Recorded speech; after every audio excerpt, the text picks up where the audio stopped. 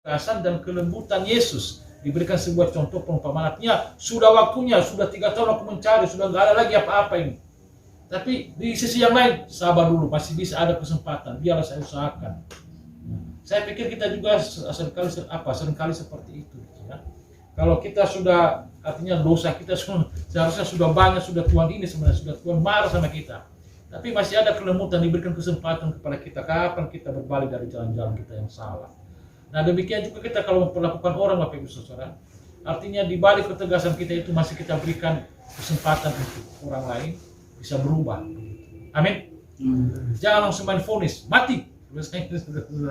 Diberikan kesempatan, barangkali masih ada perubahan. Nah, pria, ada 4 tipe pria, Bapak Ibu Saudara. Yang pertama, pria yang tinggi ketegasan, rendah kelembutan. Tinggi ketegasan.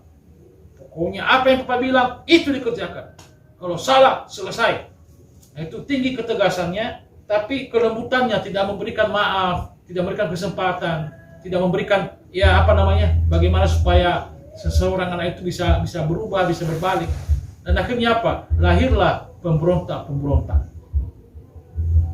Lahirlah anak-anak menjadi pemberontak.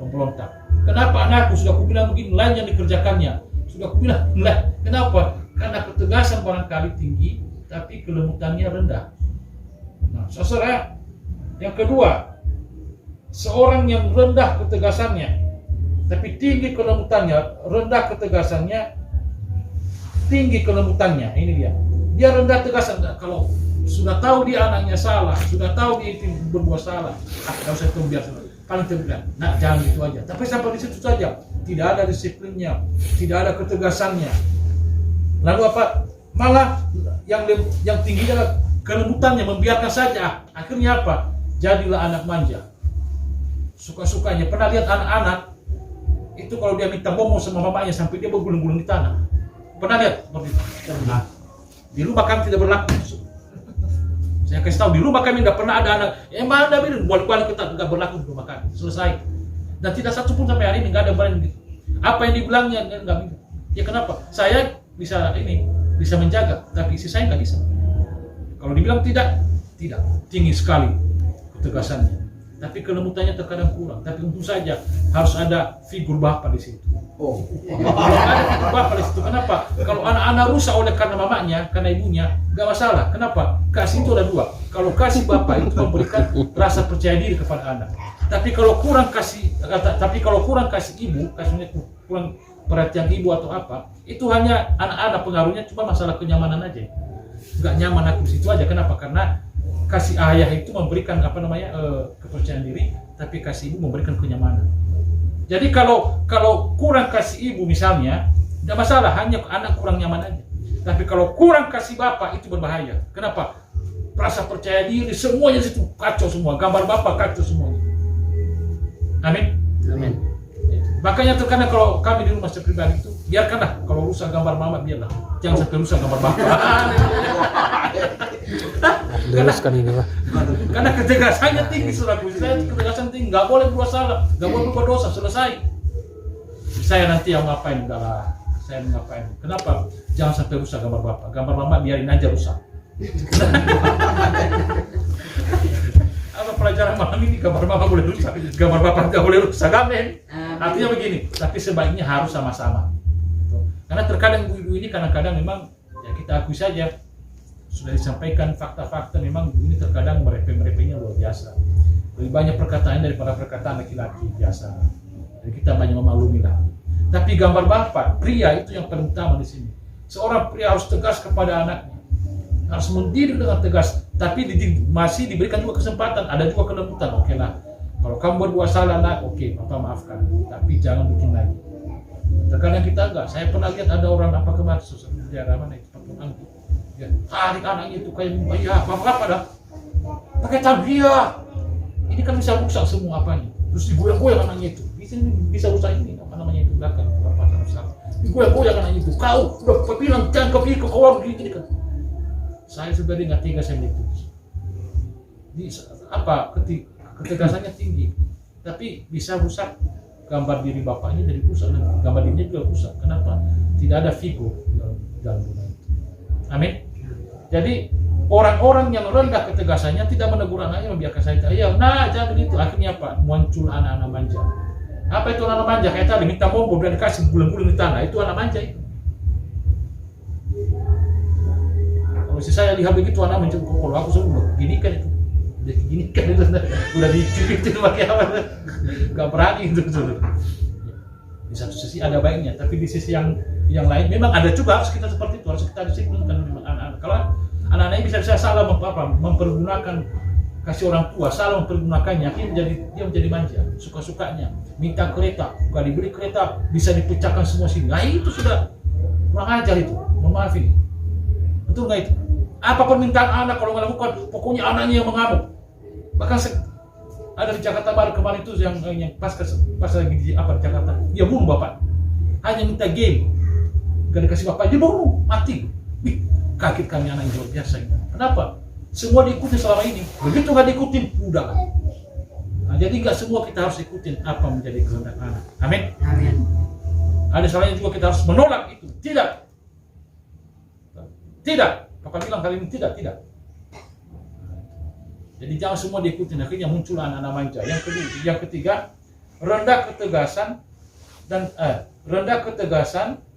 rendah kelembutan. Tidak ditegur. Itu lebih parah lagi, nggak tegur, akhirnya jadi anak gampangan. Anak gampangan itu mau merokok, bapaknya itu merokok juga, anaknya dia sama-sama merokok mereka. Alasannya apa? Obat corona. Mana ada rokok bisa obat corona? Kenapa? Merokok tuh hamil. Nah so iya dong, balik sama bapai, alani obat corona ini balik sama alai sesajabui bapai, mana dong anaknya sejabui balik sama balik. Obat ini corona. Jadi akhirnya apa? Tidak ditegur anak. Jadi akhirnya muncullah anak-anak narkoba. Muncullah pemabuk, pemain tua, perempuan yang yang nggak benar kemana-mana gitu. Kenapa? Karena tidak pernah ditegur. Sama seperti di Santeong. Di Santeong itu saudara, di Santeong itu kalau ayamnya dia pelihara ayam jantannya nggak pulang, dicari kemana pun, di ketapang di mana kulirin dia cari. Kalau nggak pulang ayamnya, bayangkan itu di Santeong. Nggak pulang ayam di Santeong. Dia pelihara ayam, nggak pulang ayam tak kemana, pergi tak kemana, dicarinya sampai kemana pun. Tapi kalau anak gadisnya nggak pulang, nggak pernah dicari. Akhirnya jadi orang gampang. Ini kesaksian orang Santeong sendiri, bukan saya ini ngomong, orang Santeong sendiri bercerita. Di kampung kami ini Pak, kalau hilang ayam dicari kemana saja. Tapi kalau anak gadisnya nggak pulang, nggak pernah dicarinya. Anak laki-lakinya sudah 3 hari nggak pulang, nggak dicari-carinya, dibiarkan saja. Anak pun nggak pulang, berapa jam sudah kucari. Pernah sekali kucari sampai ke Puriah, kucari ke Melat, kucari ke Puriah. Rupanya memang anak ini pintar juga bohong, kemana pergi berenang rupanya ke Wi. Aku setengah mati mencari sampai hampir kena tabrak saya di sana, di daerah Puriah. Mencari, kenapa di hutan di mana tadi si Obed yang berubah. Sama kawannya itu tadi Pak, di mana di Puriah. Cari mana Puriah lagi? Siapa namanya? Ini carilah, rupanya Puriah juga. Ketemu orang tuanya, Bu di mana ini? Nggak tahu juga di mana anakku Pak. Anakku juga nggak pulang, Waduh, udah sama nasibnya ini. Akhirnya pulang saudara. Begitu hujan udah lama pulang rupanya dan di mana mereka berenang di W. Memang di tengah jalan itu tampil menjelaskan di tengah jalan. Kenapa? Ada rupanya teman mereka nggak tahu berenang, sempat terjadi tenggelam. Bagaimana kira-kira? Resikonya siapa? Ya anak kita juga, saya juga ikut dipanggil. Makanya di tengah jalan itu tampil biarin aja, tapi nggak nangis dia. Kenapa? Malu dia di antara kawan-kawannya, jaga harga dirinya bagus kan. Anak yang lain itu ditampilin langsung dia nggak nangis, dia sampai di luar baru kurepet. Menyesal juga saya, perlu dia balik. Sebenarnya Papa tampilin kau juga karena apa? Menyesal juga, aku rupanya kalau tampil ada terus menyesal, perlu dia balik. Nah bukan karena Papa marah, bukan karena apa benci, tapi Papa takut kalau terjadi apa-apa. Kawanmu itu ada yang nggak tahu berenang, kalau tenggelam macam mana? Jadi kadang-kadang anak itu nggak sampai ke sana risiko pikirannya. Apa risikonya ke depan nggak sampai ke sana. Nah kita terus bimbinglah seperti itu. Amin Bapak-bapak Ibu punya cucu, punya anak, seperti itu saudaraku. Jadi jangan makanya terkadang saya malas sekali memukul anak terlalu apa kali saya nggak bisa. Nggak ini saya, jantung saya nggak kuat rasanya. Ya aku tampilin sekali aja, jantung beberapa kali. Tapi kalau mau ya, dia menampilin mau juga berkali-kali. Saya nggak tahan, saya kalau udah ini rasa menyesal saya balik, saya perlu lagi balik, udahlah maafkan, bukan karena apanya, supaya kau baik nih. Lalu yang berikutnya, tipe yang keempat ini, ya, tinggi ketegasan, tinggi juga kelembutannya. Nah inilah anak-anak ilahi. Ya, tegas juga kita, tapi mengampuni juga kita harus siap. Kita juga siap memberikan kesempatan untuk berubah. Amin. Nah itu makanya Yasin itu dia tengok saya dalam arti yang tak iya saja dengan bapak poin. Karena dibandingkan dengan bapaknya agak jauh berbeda dalam arti. Haleluya. Nah saudara, jadi bagaimana caranya supaya kita menjadi lembut dan tegas? Jadi harus ada lembut dan harus ada tegasnya. Bagaimana supaya kita menjadi lembut dan tegas? Yaitu ada dua hal. Yang pertama, belajar dari karakter Kristus. Ya. Matius 11 ayat 20 berkata, lalu Yesus mulai mengecam kota-kota yang tidak bertobat, sekalipun di situ ia paling banyak melakukan mukjizat-mukjizatnya. Nah saudara, pikulakum ayat Matius 11 ayat 29 juga berkata, pikulakum yang kupasang dan belajarlah kepadaku, karena aku lemah lembut dan rendah hati, dan jiwamu akan mendapat ketenangan. Saudara, kita harus mesti belajar kepada Yesus. Yesus orangnya lembut, rendah hati. Ya, jadi bagaimana supaya kita menjadi seorang pribadi yang tegas dan lembut? Kita perlu belajar kepada siapa? Yesus Kristus. Ya, dia tegas, tapi dia juga masih memberikan kesempatan. Dia juga lembut kepada kita. Kalau Yesus tegas-tegas saja, udah mati kita semua. Sekali bikin dosa, mati. Tapi masih ada kesempatan. Kenapa? Dia masih lembut. Ya. Ada juga kelembutannya, bukan hanya tegasnya saja. Yang kedua, belajar mengenal Bapa Surgawi. Yohanes 14 ayat 8 dan 9 saya baca demikian. Yohanes 14 ayat 8 sampai dengan 9 berkata, kata Filipus kepadanya, Tuhan, tunjukkanlah Bapa itu kepada kami, itu sudah cukup bagi kami. Kata Yesus kepadanya, telah sekian lama aku bersama-sama kamu Filipus, namun engkau tidak mengenal aku. Barang siapa telah melihat aku, ia telah melihat Bapa. Bagaimana engkau berkata, tunjukkanlah Bapa itu kepada kami. Yang kedua, saudara, kita harus mengenal Bapa Surgawi kita itu dalam karakter Yesus, dalam pribadi Yesus. Di dunia ini kita juga punya ayah, punya ibu, tapi mungkin ayah ibu kita dulu tidak seperti Yesus. Kita punya orang tua, barangkali bapak kita orangnya pemarah, pemabuk. Jadi sehingga kita sudah sakit hati dengan orang tua kita, dengan bapak kita. Apa yang terjadi? Kita pikir, begitu bapakku di surga, begitu juga nih bapakku di dunia ini, begitu. Jangan-jangan bapakku di surga pun gitu juga nya. Jadi apa yang terjadi? Kita menjadi rusak figur bapak itu dalam diri kita. Tapi hari ini kita belajar bagaimana supaya bisa menjadi belajar lembut dan tegas. Ya kita harus mengenal Bapa itu, bahwa Bapa yang di surga itu penuh kasih. Filipus sudah sekian lama bersama dengan Yesus, tapi dia nggak tahu siapa. Tunjukkan kepada kami. Dia bilang, Filipus, kalau engkau sudah mengenal aku, sama aku sudah mengenal Bapa di surga. Jadi saudara, figur Bapa itu kita harus mengenal Bapa surgawi kita. Bapa surgawi itu adalah Bapa yang penuh kasih, Bapa yang melihara, bukan Bapa yang langsung main kutuk. Kita kalau bersolat langsung main kutuk. Kadang-kadang keluar kutuk kalau anak kita apa yang kita bilang gak didengar, keluar kutuk. Hati-hati. Haleluya. Langsung keluar kutuk, langsung keluar maki-makian, saudara. Tidak seperti itu Bapa di surga. Bapa surgawi penuh kasih. Ya, kalau kita mengenal Bapa sebagai Bapa kita, luar biasa. Jangan kita ingat Bapa kita yang di dunia ini. Ya, Bapa yang di dunia ini mungkin menyakitkan kita, mungkin mengecewakan kita, mungkin tidak seperti yang kita harapkan. Tapi kalau kita melihat Bapa surgawi, Bapa yang penuh kasih. Amin. Amin. Nah, jadi begitu caranya supaya kita bisa belajar bagaimana menjadi lembut dan tegas ini. Jadi Kristus adalah gambaran Bapa. Ya, banyak pria yang mempunyai gambar Bapa yang keliru yang diterimanya dari Bapa jasmaninya. Kenapa? Karena dia melihat Bapa jasmaninya begitu, dia pikir Bapa surgawi juga begitu. Bapa surgawinya suka memaki dia, kasar kepadanya. Dan dia pikir Bapa juga begitu. Bapa duniawinya tidak mengampuni, dia pikir Bapa surgawi juga pasti tidak mengampuni. Beda. Ya, Bapa jasmani kita itu tidak ada, mungkin sudah rusak. Tapi Bapa surgawi kita beda dengan Bapa jasmani kita. Makanya kalau kita berdoa, seringkali saya lihat orang kita baca kalau berdoa, kadang-kadang tidak ada Bapanya.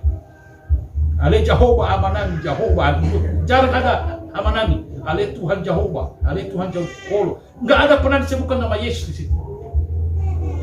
Jadi doa kita pun terkadang nggak nyampe kalau nggak ada nama Yesus. Amin. Makanya selalu kita bilang di bagasan, warni Tuhan Yesus Kristus. Berarti baru nyampe. Saya pernah melihat banyak juga orang-orang nias kalau berdoa, nggak pernah mereka sebutkan hanya Tuhan, Tuhan, terima kasih Tuhan, terima kasih Tuhan, terima kasih Tuhan. Amin. Jadi kapan Tuhan yang mana? Kenapa kalau Tuhan ini banyak kali Tuhan? Saya pernah di Solo, ya di Solo saya ada di tapi nggak ada yang pernah di Pasar Kelewar namanya. Ada 2 pohon beringin di situ. Nah tahu pernah di sana. Di Pasar Kelewar itu ada 2 pohon beringin besar kali. Dan di situ orang setiap saat mereka bertapa di situ. Bertapa begini. Lalu saya tanya yang bertapa ini, saya ganggu. Sudah lagi bertapa, saya kan, Mas, ini ada apa? Saya bilang, mau ngapain di situ? Menyembah Tuhan.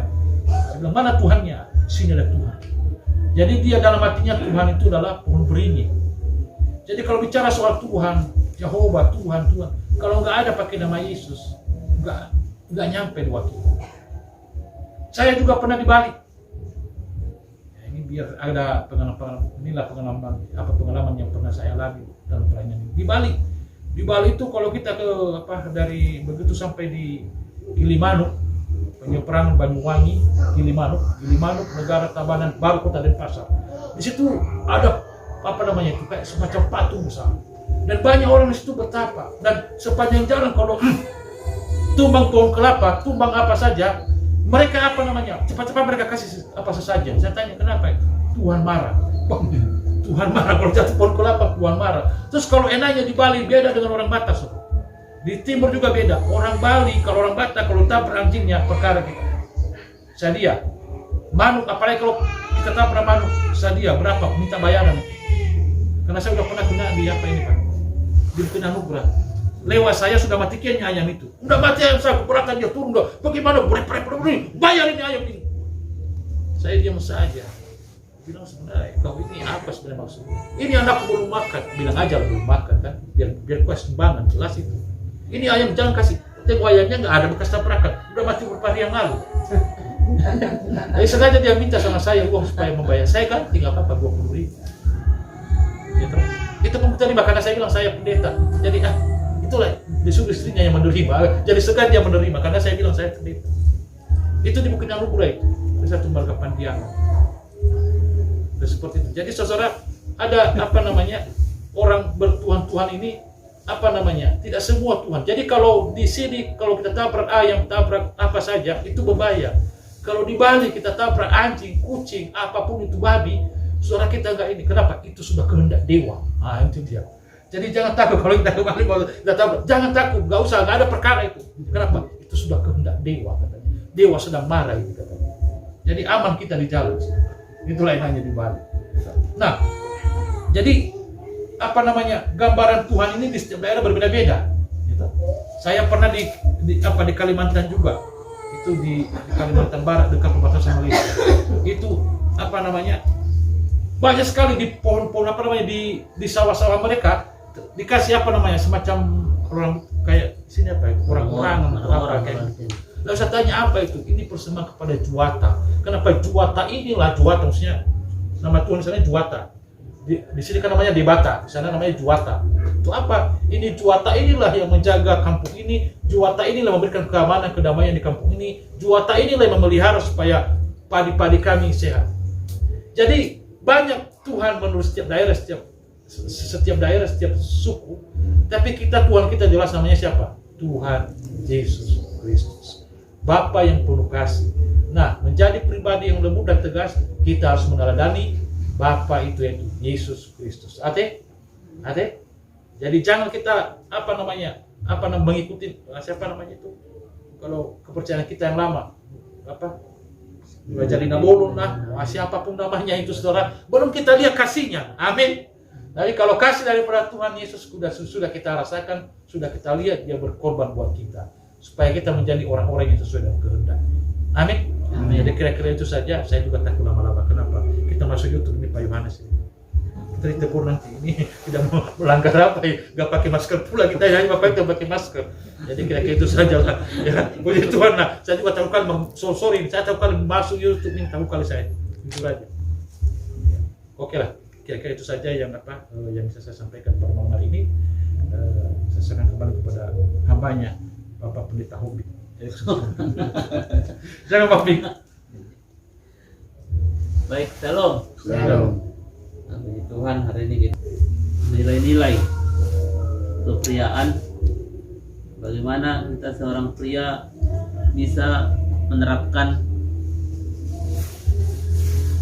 tegas dan lembut, ya, sehingga dengan menerapkan ini maka akan terciptalah generasi-generasi ilahi, anak-anak yang takut akan Tuhan, anak-anak yang punya nilai seperti bapaknya.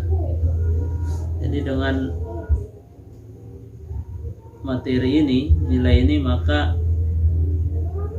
kita akan memutus mata rantai seorang bikin COVID. mata rantai ketidaktegasan dan ketidaklembutan seorang bapak yang selama ini kita alami. Itu harus kita putus di sini. Jangan kita teruskan lagi apa yang sudah dilakukan bapak kita dulu ke kita, sehingga berhenti sampai di sini. Maka anak-anak kita pun nanti akan meneruskan itu lagi ke bawah. Dia akan menjadi bapak yang tegas dan juga bapak yang lembut. Nah, kenapa sampai hari ini kan kita melihat masih banyak bapak-bapak waktunya habis di warung tua, di lapo, daripada dia di rumah bersama anaknya. Sebenarnya bukan dia yang buat itu, tapi bapaknya yang sebelumnya. Jadi apa yang dilakukan bapaknya sebelumnya itu yang diteruskan dia. Karena Dang Daud tubuh tubis yang bonana. Itu memang fakta itu. Maka supaya nggak seperti itu, kita lah sebagai bapak yang harus memutus ini. Maka dengan ini kita putus, anak kita pun nanti akan meneruskan apa yang kita lakukan hari ini. Karena anak tidak selalu mendengar apa yang kita katakan. Ini harus jadi catatan. Anak tidak selalu mendengar apa yang kita katakan. Dia bisa masuk kiri keluar kanan itu, masuk kiri keluar kanan. Namun anak itu akan mengikuti atau mencontoh apa yang kita lakukan. Jadi tanpa kita sadari, gerak-gerik kita itu sudah diikuti oleh anak kita, dan itu akan diteruskannya ke bawah, ke generasi berikutnya. Jadi saya teringat tadi saya buat status di Facebook soal bagaimana seorang pria itu juga harus melakukan pekerjaan-pekerjaan yang dilakukan oleh wanita, oleh perempuan. Kalau di Batak memang ini ada kecenderungan bertolak belakang, ya. Saya berapa kali ditegur oleh mertua saya karena saya terlibat dalam pekerjaan-pekerjaan rumah, soal kebersihan, pemeliharaan halaman, termasuk di pekarangan ini. Mana polisi yang ngomong? Jawa mamu, katanya. Dilarang kita ikut kebersihan itu. Awalnya saya mau, tapi berikutnya saya lakukan pekerjaan itu. Saya kerjakan, akhirnya bersihlah semua pekarangan mertua saya itu, luas pula kan. Dan berikutnya bukan hanya saya lagi yang lakukan, semua hela-helanya, kami ada 5 ikut dengan saya sama-sama kebersihan. Ya, asal kami tahun baruan atau liburan udah tahu itu mertua saya akan bersihlah semua itu areal pekarangannya. Sampai saya bakar, saya apain. Mertuanya? Enggak, lingkungannya ya. Sampai warga datang memang.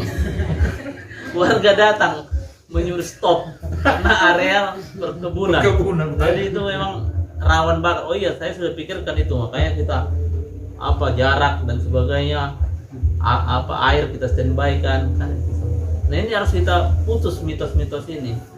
Jadi anak juga, laki-laki bisa nyuci piring, laki-laki bisa menyapu, laki-laki bisa mengepel. Kebetulan di Superbook ini menjadi tugas anak sekolah minggu kita minggu yang lalu. Mereka dikasih tugas harian, lalu anak saya menempel itu di kulkas, lalu dicek terus mereka apa yang mereka lakukan setiap hari. puji Tuhan semua yang diagendakan oleh guru sekolah minggunya semua dijalankan, baik itu si Nagita ataupun si Nail. Jadi kalau ini sudah kita teruskan, maka anak-anak kita ini pun nanti akan meneruskan ke bawah. Jadi yang salah bawa mencuci piring dan ibu-ibu yang salah dan sebaliknya perempuan juga tidak salah memperbaiki apa ini listrik manjat itu Dan banyak ke atas. kalau nggak ada suaminya yang mana itu ada beneran ada ada mengganti mula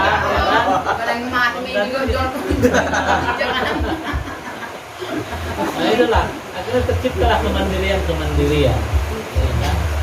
Karena sebenarnya perbedaan wanita dan pria itu hanya dua kan, secara apa itu wanita menyusui dan melahirkan, selebihnya itu pekerjaan bersama.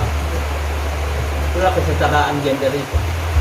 Jadi di Batak itu sangat antipati. Sebaliknya kalau di Batak wanita sangat tidak dihargai kan. Kalau kita kumpul dalam acara adat, perempuan selalu suruh ke belakang. Berwoi sokko katanya, diusir. Mama saya pernah diusir. Saya lawan apa itu? Oknum kami itu. So, kenapa rupanya kok sini mama aku bilang? Apa enggak generasi oknum ini juga dia aku bilang. Oh dengan urusan di bawah. Enggak, ini bukan urusan bawah. Ini urusan kita bersama. Saya bilang, dia punya hak untuk menyampaikan gagasannya, pendapatnya sini. Akhirnya diterima walaupun pertama dilawan habis saya. Kan? Nah, jadi hal seperti ini memang harus kita coba retas supaya tidak ada perbedaan-perbedaan yang membuat kita jadi minor dan mayor kan.